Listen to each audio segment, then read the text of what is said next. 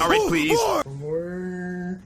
Daddy, come on. I'm a leaky, disgusting abomination. And I'm not going to do it anymore. You know what? I'm just not going to do it anymore. Okay, look. Go down the hallway and wash it out. No, sir. Yes, you do have a pair of large nostrils going down your back, and they're running. I'm gonna rape you. No, please, spaghetti, no, please, spaghetti. You want more, too. Come on. You want more, too. Why don't you ask for a little more? Will you please just keep eating your corn dog? I want to party with you. Come to see it who were outside the hospital. They want to visit the mental hospital just to see this. There is no getting used to this. Well, at least I'm not dead. So today we're going to be talking about language and silence and being robbed of your voice and what it means to not have speech anymore. So we're going to be looking at Aquateen Hunger Force and Paul McCarthy and how they manifest speechlessness and absurdity in their literal language, like how do they speak speechlessness, but also how they manifest voicelessness through bodies. As you can tell, I'm pretty obsessed with bodies. Bodies are a pretty big part of this video series. There's 3 videos so far on bodies and physical forms that I've done so far. I'll throw pictures of them up here. Apparently you're not able to add annotations to your videos anymore, so I'll put links in the description. If you're interested in hearing me talk more about bodies, you can click on those. So anyway, I'm the Theory Creep, this is the Theory Creep, and today we're talking about speechlessness.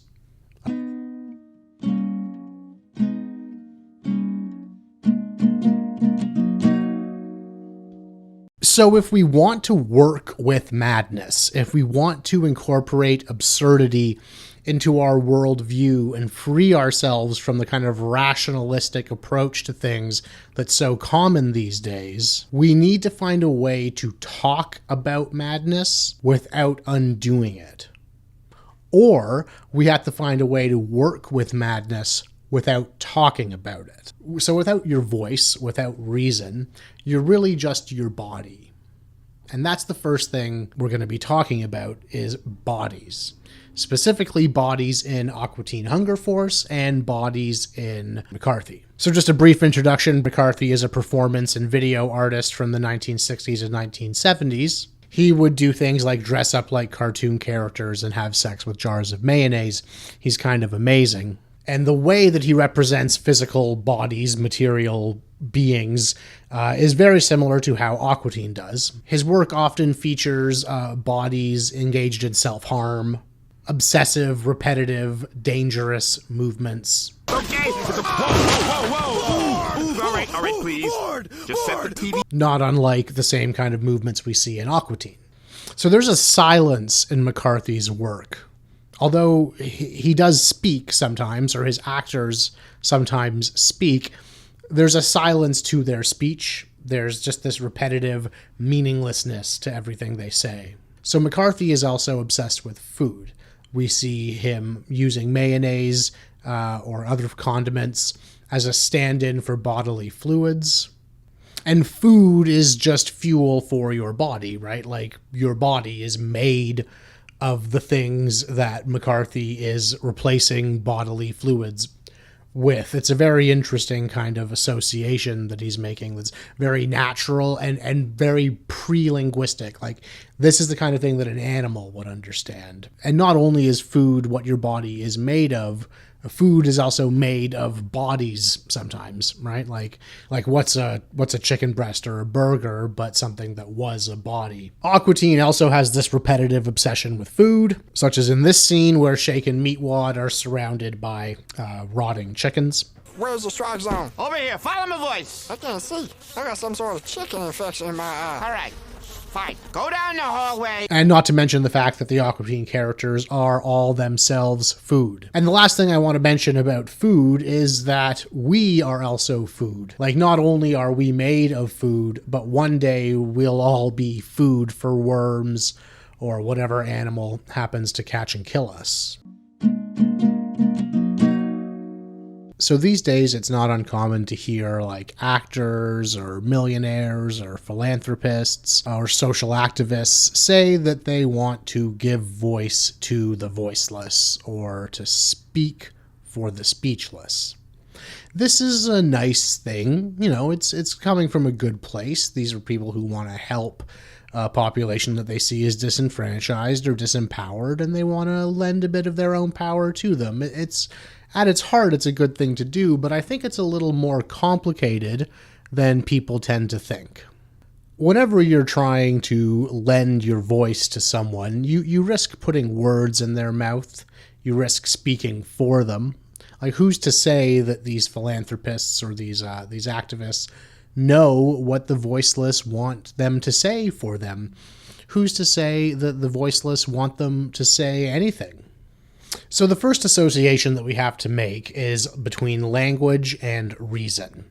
So if language and reason are kind of tied together, then absurdity or non-reason has to be tied to silence. Like if reason speaks, then non-reason can't speak by its very nature. So some time ago, language really took over reason, or reason took over language. It's hard to say which way it happened, because today in our modern culture, language and reason are really the same thing. All logical processes occur linguistically in our world, and it's really through linguistic rational thinking that we arrive at truth. That's really the one method of truth telling that we have in the modern world. So I'm going to use the term madness in this video, and to some extent it is meant to refer to people with mental illnesses, but it's a bigger term than that, and I'm really using it as a stand-in for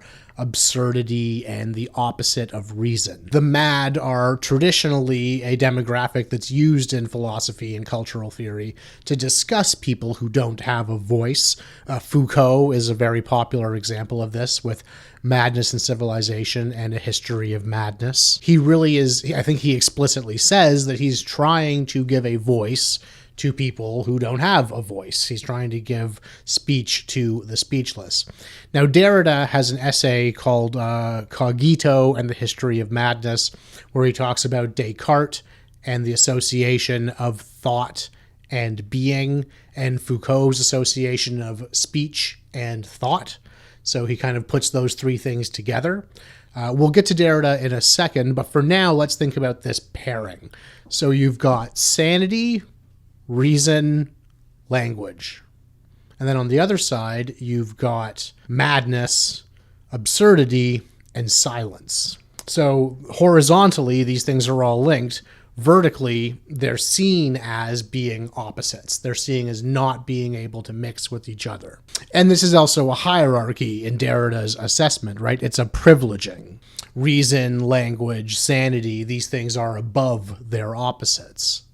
So the complication for speaking for the speechless, when we think about things this way, is that language, speech, is a product of reason. It's a tool of reason. So to use it to illuminate or to explain madness or absurdity is to undo madness. It's to undo absurdity. Derrida puts this really beautifully when he says that in order to talk about madness, we have to use a language that will preserve silence from contamination by muteness.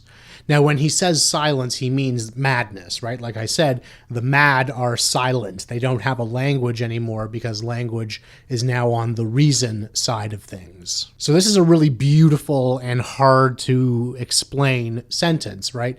How do we preserve silence from muteness? How do you mute silence? Well, in this context, you mute silence by talking about it. Because as soon as silence or madness is discussed, it becomes reasonable.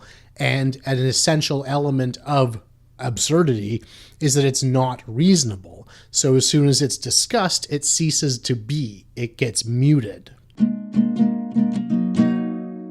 So I'm mentioning all this because I want you to start thinking about bodies in Aquateen as an alternative to speech. Because Aquateen can't be rational. And again, speech is rational. Hey, dude, I'm a leaky, disgusting abomination. And I'm not going to do it anymore. You know what? I'm just not going to do it anymore. Okay. So it's silent. It has to be silent because if it were to speak, it wouldn't be irrational anymore. So it has to use forms like bodies, food.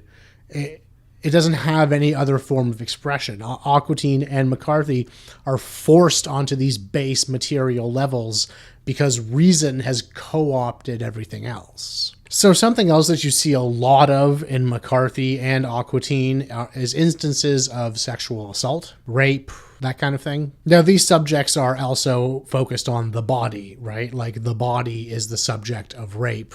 Sexual assault is all about bodies and touching, and it's physical and material. But more than that, the survivors of sexual assault and of rape are often silenced. This is something you hear constantly, and it's also one of the inciting factors for the Me Too movement, this silencing of victims, this not believing of victims. Sorry, I should say survivors. If McCarthy and Aquateen are obsessed with bodies and the silencing of bodies and the silence of bodies, then sexual assault is an extremely appropriate subject for them because the survivors of sexual assault, like I said, are silenced. They don't have a voice, or at least they didn't. Hopefully that will change in the future, or it's changing now. And also this obsession with sex is an obsession with bodies because sex is a way to make new bodies. A great example of this in film is Eraserhead, which is, obviously very obsessed with the body. It's all about sex and reproduction.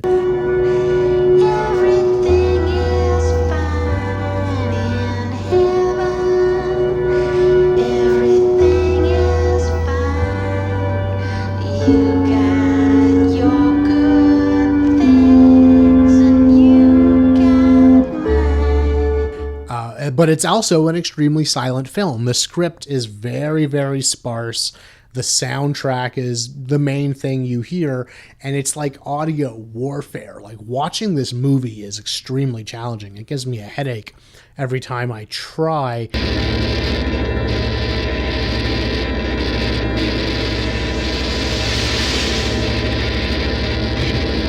And I'm pretty sure that Lynch chose to make the soundtrack so abrasive because he wanted to associate like unreason, unclear thinking, irrationality with bodies. So let's stick with sex for just a little bit longer. The way that women and like female sexuality is portrayed in McCarthy and Aquateen is very, very interesting. They're both really concerned with how modern media representations of women objectify them and reduce them to their body and rob them of speech. Like, just look at the speech of Tara Reid and what's her name? Dusty Gonzalez or something like that. We'll throw them up right now. You guys are cute. Where are you from? Doctor, that house. That's where I'm from. That's exciting. Yeah. So while these characters are speaking, they're really not saying anything. They're just saying, like, I am a sex object. Have sex with me. And McCarthy does the same thing with his female characters. He's got two clips that I'll throw up. One is like a softcore porn parody, and the other is like a Western movie parody, and they both feature a pair of women just being like parodies of sex objects, basically. I'll give it to you. I'll give it to you. I'll give it to you. I've tried my way to be free. Sister loves me. She loves me. Ginger loves me. Ginger loves me. Ginger doesn't love you. Ginger loves me. Ginger. So again, I'm sure you get it by now. These women are being reduced to their bodies. They're being robbed of rationality. They're being made voiceless, even though they are speaking. Speech, actual speech in this setup, is all about reason, and there's nothing reasonable about what these women are saying. So these last two McCarthy films, the porn parody and the Western parody, lead us into the last kind of point of connection between McCarthy and Aquateen that I want to talk about, and that is how they both represent or parody genre. Just listen to what McCarthy has to say about how he parodies genre and why he parodies genre, and think about Aquateen while you're listening to this. Where things have been going. There is this kind of mimicking of Hollywood genres or of particular genres. When I made The Saloon, it's a sort of mimicking of a cowboy movie. In some ways, these kind of cliches, but then it's refiltered through these other issues. Honestly, he could have been describing Aquateen there. It's really striking how similar his goals are to what Aquateen is doing. How are you looking? What's going on in there? Me what? I'm gonna need you to give me a visual on the building. Copy that? Well, right now, Princess is riding a dinosaur over the rainbow in Magic Candy Kingdom. And they've been doing that quite a bit. Something's up.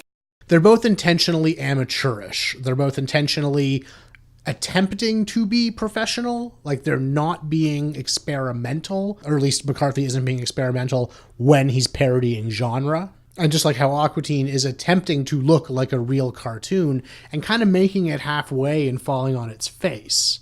And this incompletion is important because the truth is we could add another pair to this assembly and say that rationality is complete and madness is incomplete. When we think of truth, when we think of a rational thought, it's unified. There's a beginning and an end. There's a hypothesis and a conclusion. Insanity doesn't do that. Irrationality doesn't have conclusions. And I don't just mean an end to a narrative. I also mean like a conclusion to the project. Like, it looks like Aquateen or a Brian McCarthy film was just given up on halfway through. Normally a movie or a film or a TV show, they're unified. We look at them and we say, well, someone put a stamp on that and said, like, yep, that's as good as I can make it.